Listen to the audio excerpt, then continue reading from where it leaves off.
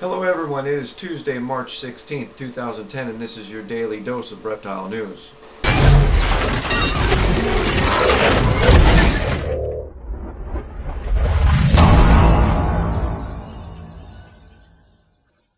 Lizards today in Long Bay are getting a fresh place to lounge.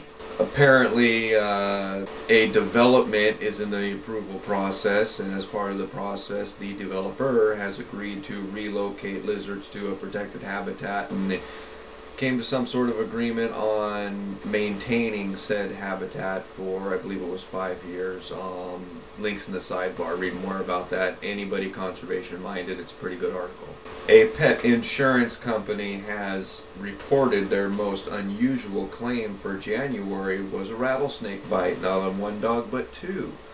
A woman was in her hay barn with her two dogs when one of them found a rattlesnake in the corner, got bit on the nose. The other one rushed over to see what the commotion was and got bit as well.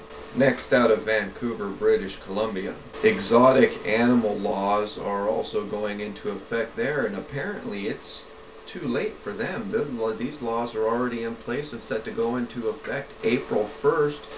For unlicensed exotic animals, people in British Columbia face fines of up to $250,000 and 2 years in prison. Environmental Minister Barry Penier, I believe his name was quoted saying, and I will read from you right from the exact quote, "When it became popular or cool for some people to keep dangerous or poisonous animals, we felt that for public safety we needed to amend the Wildlife Act to give us authority to control that."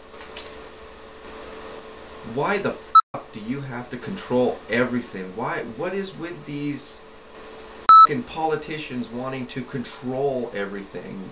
You know what? Fuck them. What happened to our freedoms? Come on, people. People need to stand up and fight for this. And when I post this article, I'm going to post all the comments, and it appears that pretty much all of them are within the same thinking. Fuck them. Get them out of office. Give us our freedom back. Whew. Okay. A 6-foot snake is on the loose today in Leicester, I believe is how it's pronounced. People have been warned to keep their small pets inside after several reports of the large black snake being spotted in gardens. Some residents are reported to have been leaving flour on their patios to try to track the snake, which has been leaving long tracks through the grasses. One person even put up a scarecrow to try to keep the snake away, which is believed to be a black Mexican king snake.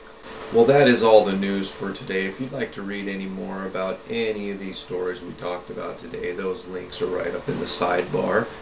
And your question for Tuesday, March 16th, 2010 is, what do you think about this $250,000 fine and or up to 2 years imprisonment for keeping exotic pets? This law apparently was enacted because of a Siberian tiger mauling at a private zoo. I don't see what it has to do with snakes or other reptiles for that matter, but reptiles are on the list of banned animals now in British Columbia.